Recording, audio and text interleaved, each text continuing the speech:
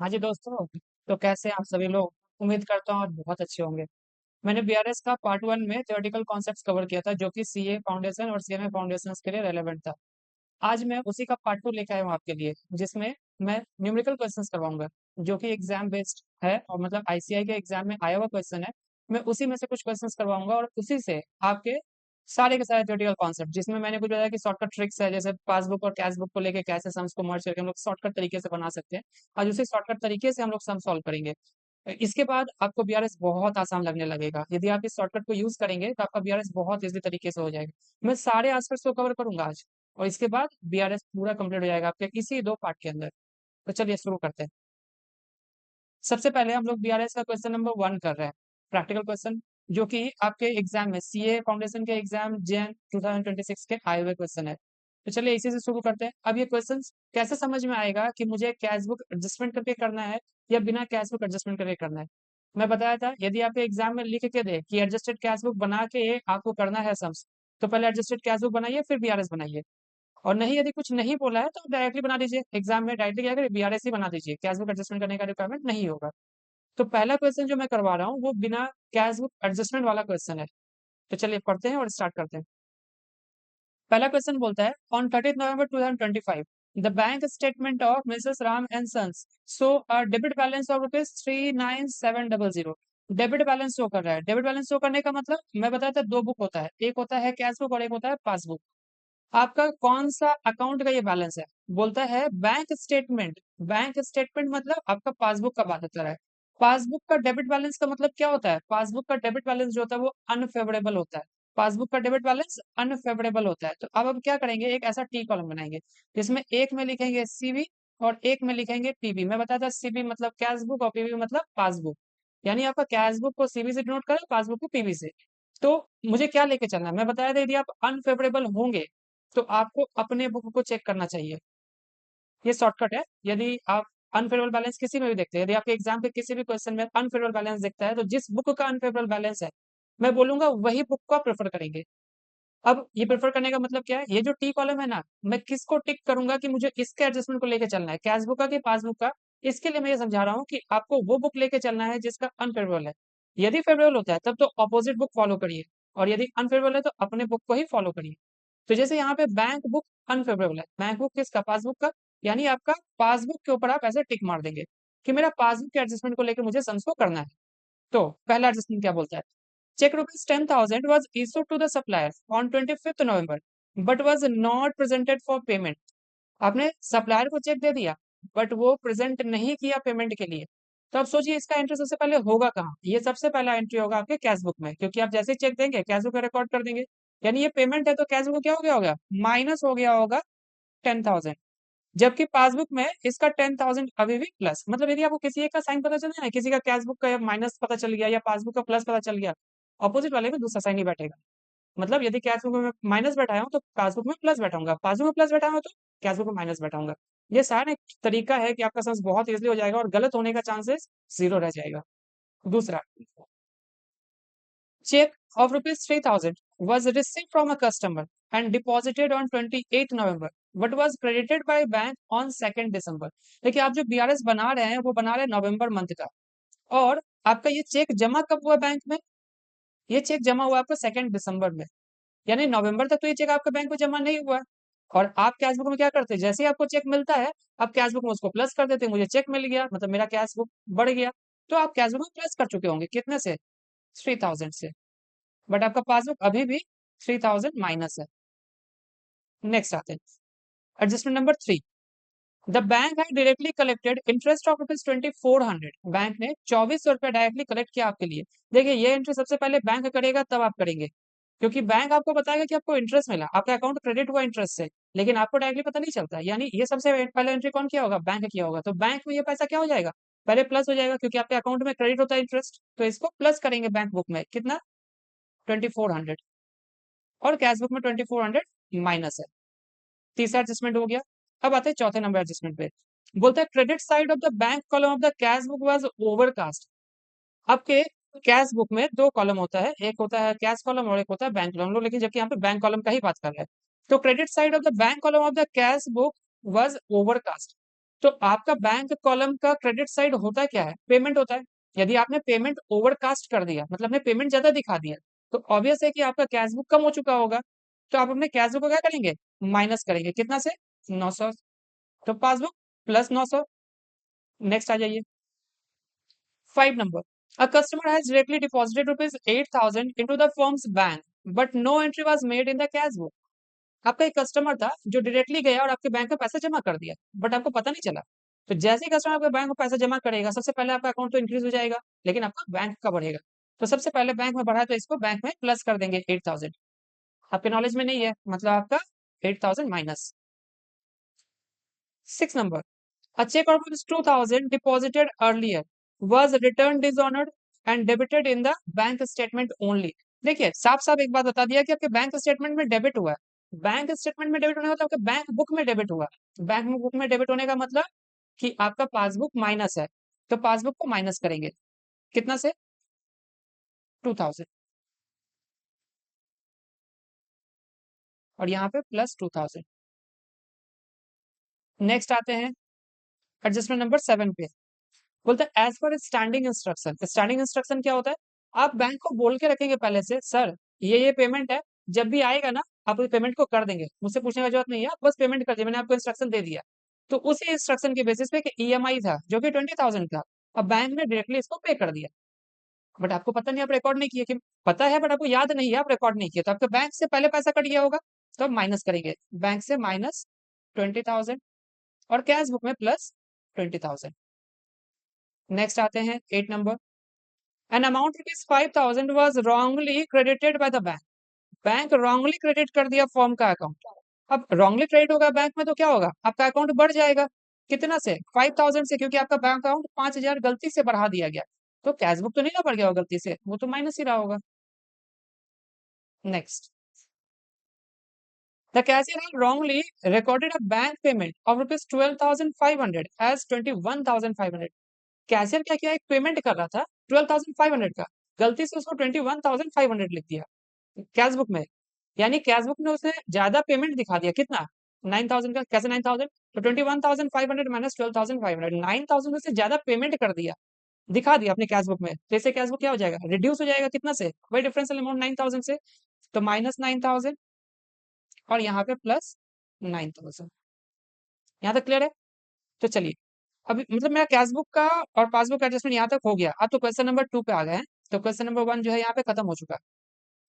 ठीक है, यहाँ पे साफ साफ बोला आपको बीआरएस क्रिएट करना है, तो बीआरएस बना रहे हैं हम लोग। तो आप क्या करेंगे? जो भी प्लस और जो भी माइनस ले रहा है मेरे को बीआरएस करते समय याद रखना है कि आपको पासबुक का लेना है। क्यों? क्योंकि इसके ऊपर टिक लगा हुआ है। जिसके ऊपर टिक लगा हुआ है उसके एडजस्टमेंट को लेना है। यानी जिसमें ये प्लस आपको दिख रहा है वो आप प्लस में करेंगे, ऐड में करेंगे बीआरएस में, और जो आपको माइनस साइन दिख रहा है ना वो बीआरएस वाले में माइनस कर देंगे। अब मैं समझाता हूँ इसको, इसका सॉल्यूशन से दिखाते हैं।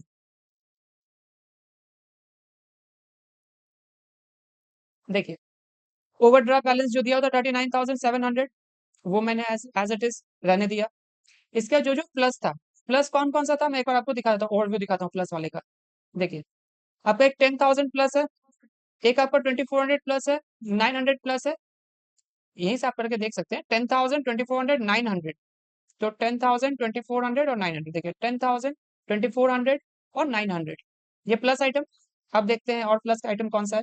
एक 8,000 प्लस आइटम है, एक आपका 5,000 प्लस आइटम है, और एक 9,000 है। यानी 8,000, 5,000 और 9,000। देखिए 8,000, 5,000, 9,000 प्लस आइटम हो गया सारा। अब आते हैं माइनस आइटम पे। आ जाइए। माइनस में कौन सा? एक तो ये 3,000 वाला, एक आपका हो गया 2,000 वाला, और एक हो गया 20,000 वाला। तो देखिए 2,000, 20,000 और 3,000। अब इसका स्टेटमेंट लिखना कैसा है? देखिए कुछ चीज तो आपको स्टेटमेंट ऐसे याद करना है। जैसे यदि check issued but not presented for payment वाला कहानी है कि चेक आपने इशू तो किया बट सामने वाला पार्टी पहुंचा नहीं बैंक में, तो आप ऐसे लिख दीजिए check issued but not presented for payment. दूसरा, कुछ चीजें आप याद रख ले क्योंकि आपको लिखना ऐसे ही पड़ जाएगा बार बार। आपने चेक डिपॉजिट किया बट वो क्लियर नहीं हुआ, या बैंक ने उसको क्रेडिट नहीं किया, तो क्या लिखेंगे? Check deposited into bank but not credited by bank. अब कोई एंट्री मान लीजिए बैंक ने गलती किया, जैसे इसमें सम्स में था कि एनी एरर बैंक ने कर दिया, तो क्या लिखेंगे? कि error done by the bank but not recorded in the cash book. इसके बाद डायरेक्टली आपके कस्टमर ने आपके अकाउंट में पैसा जमा किया, तो क्या लिखेंगे? Direct deposit by the customer into the bank account of firm but not recorded in the cash book. देखिए, जो चीज आप कैश बुक में रिकॉर्ड नहीं किए लिख देंगे but not recorded in the cash book. इससे क्या हो गया कि अभी कैश बुक में एडजस्टमेंट इसका हुआ ही नहीं है, ये पता चल जाएगा। क्लियर है? तो स्टेटमेंट आप क्वेश्चन से उठा के शॉर्ट में थोड़ा सा उसको लिख देंगे। स्टेटमेंट लिखना कोई बड़ा बात नहीं है, अब धीरे कुछ सम्स को करते रहेंगे ना प्रैक्टिस, तो आपको पता चल जाएगा स्टेटमेंट में क्या लिखना है। अब जैसे मान लीजिए बैंक ने इंटरेस्ट दिया आपको, तो interest collected by bank but not recorded in the cash book, क्योंकि कैश बुक में रिकॉर्ड अभी हुआ ही नहीं है, पहले बैंक बुक में रिकॉर्ड हुआ है। क्लियर है?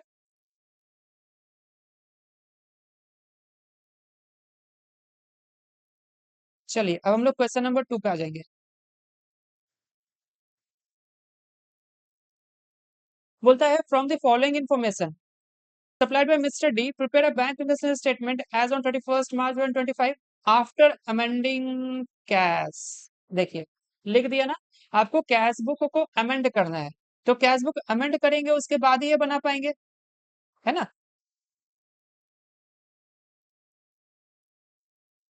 अब देखिए, कैश बुक अमेंड करने के लिए आपको ये समझना जरूरी है कि कौन सा ऐसा एडजस्टमेंट है जो कैश बुक में अमेंडमेंट करने के लिए जाएगा और कौन सा है जो डायरेक्टली आपके बीआरएस में जाएगा। मैं बताया था कि आपको तीन चीज बस ध्यान रखना है कि बीआरएस में जाएगा, अदरवाइज वो बीआरएस का पार्ट नहीं है। वो कहाँ जाएगा? आपके कैश बुक में ही एडजस्टमेंट होगा।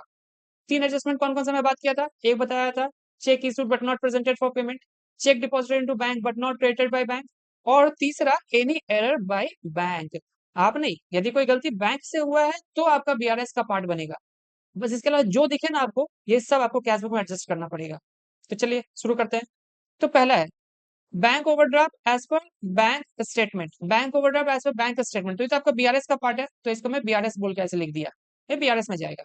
दूसरा cheque issued but not presented for payment, यानी ये भी बीआरएस का पार्ट है, क्योंकि cheque India cheque recorded in the bank column of the cash book but not sent to bank for collection.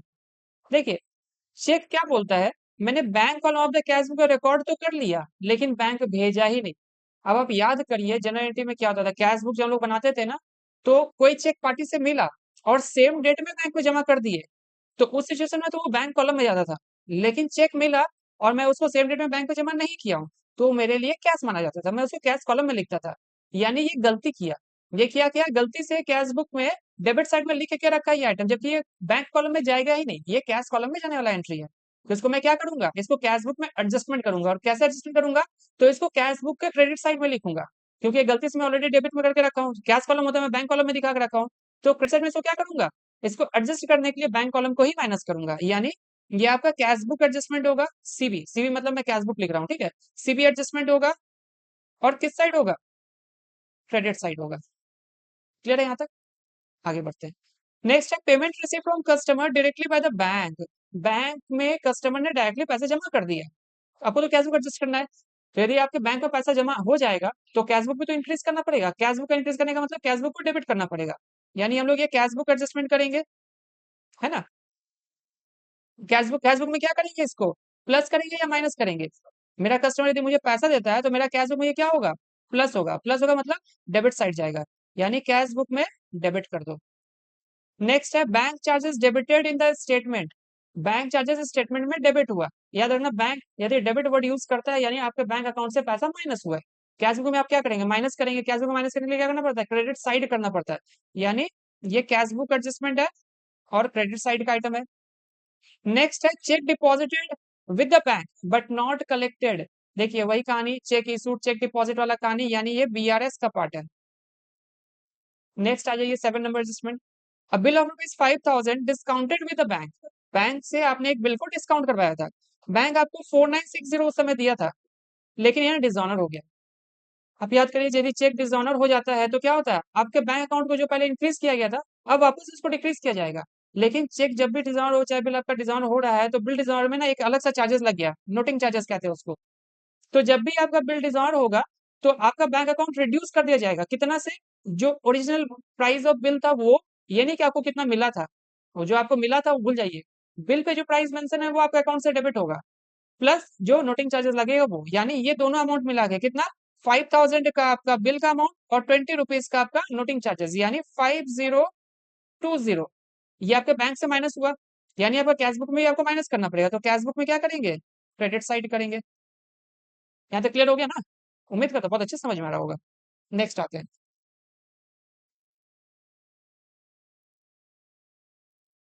Next है premium of life insurance policy of D paid by the bank on his standing advice.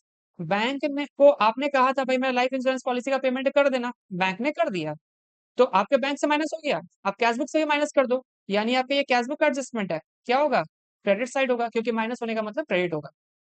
Next, overdraft balance on 15 मार्च 2025 है 14,000 का, गलती से आपने उसको क्या कर दिया, डेबिट बैलेंस दिखा दिया नेक्स्ट डे पे। देखो ओवरड्राफ्ट बैलेंस है मतलब वो माइनस होना चाहिए था, आपने गलती से उसको प्लस आइटम में दिखा दिया, क्योंकि आपने उसको डेबिट साइड दिखा दिया, यानी आपका कैश बुक डबल अमाउंट से इंक्रीज हो गया, एक तो घटना चाहिए था, घटने की जगह आपने उसको वापस से बढ़ा दिया, यानी आपको उसे क्या करना पड़ेगा, कैश बुक में डबल अमाउंट से माइनस करना पड़ेगा। जब भी ऐसा ना कि साइड चेंजेस का इंपैक्ट है, होता है क्रेडिट कर दिया मैंने डेबिट, तो याद रखना वो इंपैक्ट डबल हो जाता है, सिंगल नहीं होता है, क्योंकि आपको क्रेडिट करना था मतलब आपको अकाउंट को माइनस करना था, आपने गलती से उसको प्लस कर दिया, तो डबल इंपैक्ट हो गया, क्यों? क्योंकि एक बार तो घटता और एक बार आपने बढ़ा दिया, तो ये डिफरेंस जो है ना दोगुना हो गया, तो आपका कितना हो जाएगा, 28,000 रुपीज का कैश बुक में एडजस्टमेंट होगा और क्रेडिट साइड में होगा। हो गया आपका कैश बुक एडजस्टमेंट हो गया, तो पहले कैश बुक से एडजस्टमेंट करके जो बैलेंस निकलेगा, अब बीआरएस उसी से स्टार्ट करेंगे। आते हैं, तो देखिए इसके सॉल्यूशन पे हम लोग आते हैं।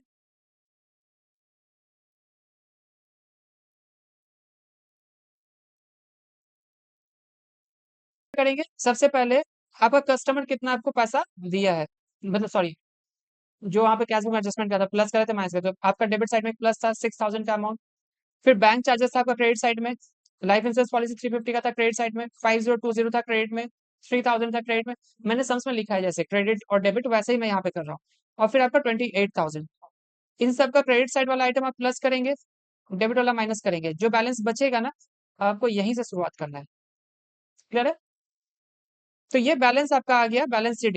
अब जो बैलेंस शीट यहाँ पे आया, यही अमाउंट से आपका क्या होगा, बीआरएस स्टार्ट होगा, तो overdraft as per cash book ले लेना है, वो पीछे क्या था बैलेंस वो भूल जाओ, यहाँ पे क्या बैलेंस आया वो लेके चलो। तो कितना आया, 30,410। इसके बाद क्या करेंगे, इसके साथ जो आइटम आपका बीआरएस वाला था, जैसे चेक इशूड चेक डिपॉजिट वाला, वो कहानी, तो एक था आपका चेक इशूड या cheque deposit but not credited by bank 9,000, और एक चेक इशूड था 11,000, इसको प्लस माइनस करके 28,410 आपका आ जाएगा क्या, डेबिट बैलेंस, क्योंकि अब देखो यहाँ पे 30,410 आपका क्या था, ओवरड्राफ्ट था, उसमें फिर आपने एक ऐड किया एक माइनस किया, बैलेंस यदि आपका अभी भी पॉजिटिव आ रहा है, यानी आपका ये ओवरड्राफ्ट ही आ रहा है। क्लियर है यहाँ तक? चलिए,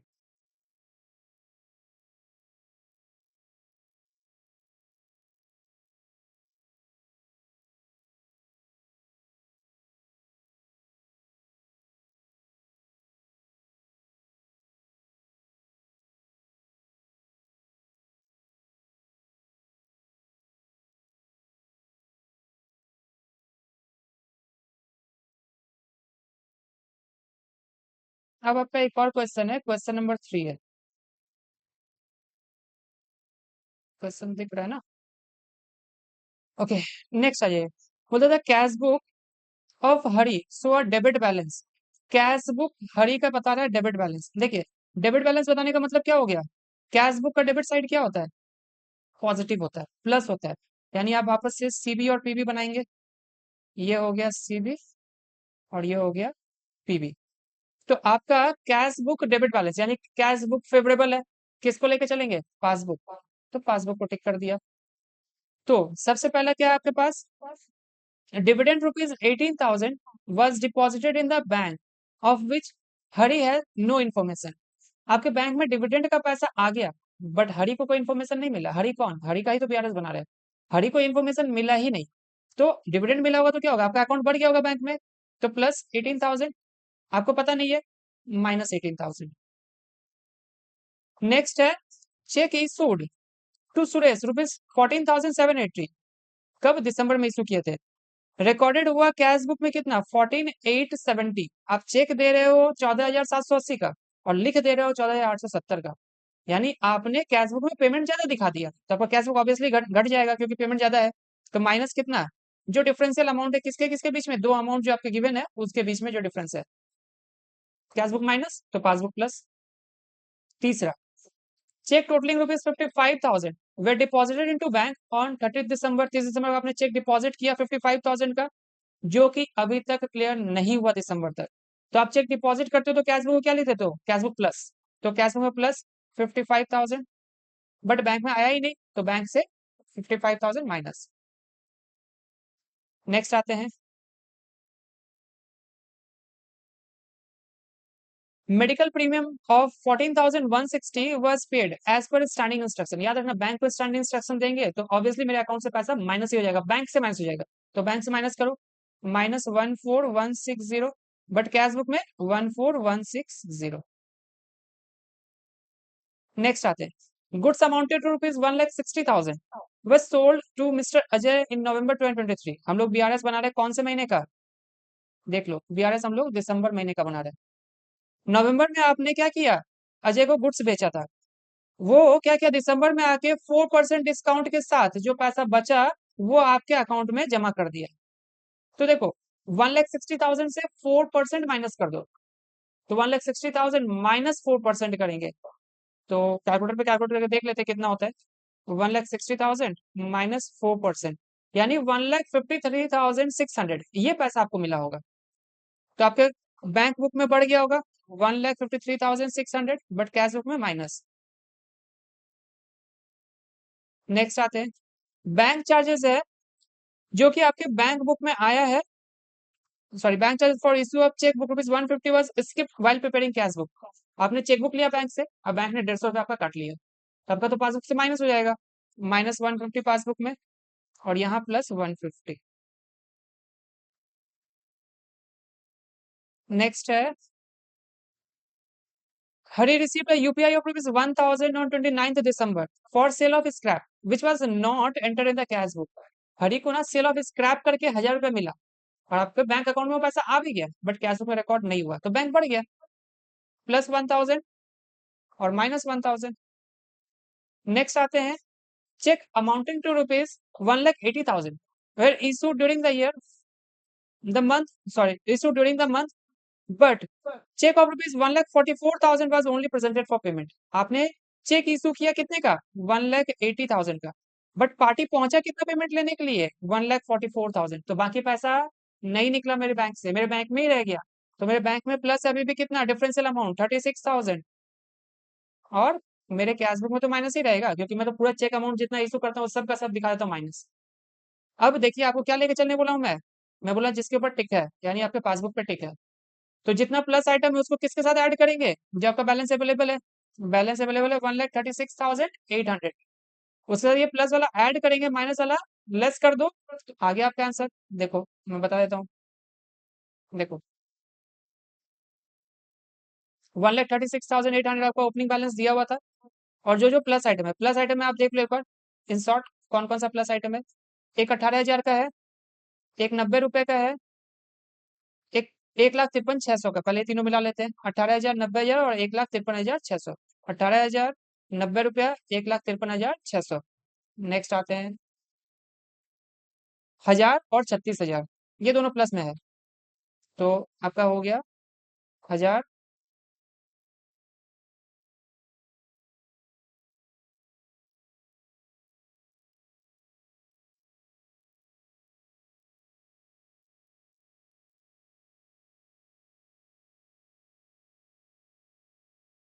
और 36,000 ऊपर में है, ठीक है।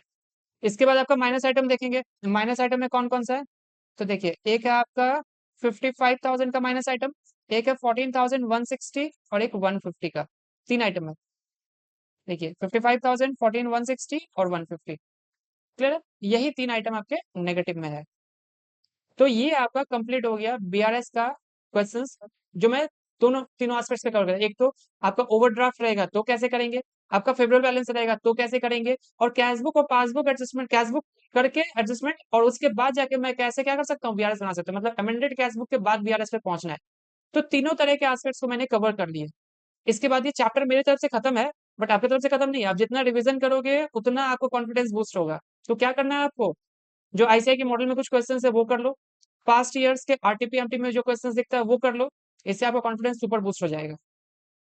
तो ये वीडियो आपको कैसा लगा, मैंने सारे कॉन्सेप्ट को बहुत अच्छे से गहराई से करवाया है, और साथ साथ क्वेश्चंस भी अच्छे से समझा दिया है। और इस तरीके के बाद तो आपका समझ आसान हो गया, मतलब पानी जैसा आपका समझ बन जाएगा। तो आपको ये वीडियो यदि पसंद आया तो लाइक शेयर और सब्सक्राइब करें, साथ साथ अपने दोस्तों के साथ भी शेयर करें। और तो चलिए फिर नेक्स्ट वीडियो में मिलते हैं, तब तक के लिए बाय।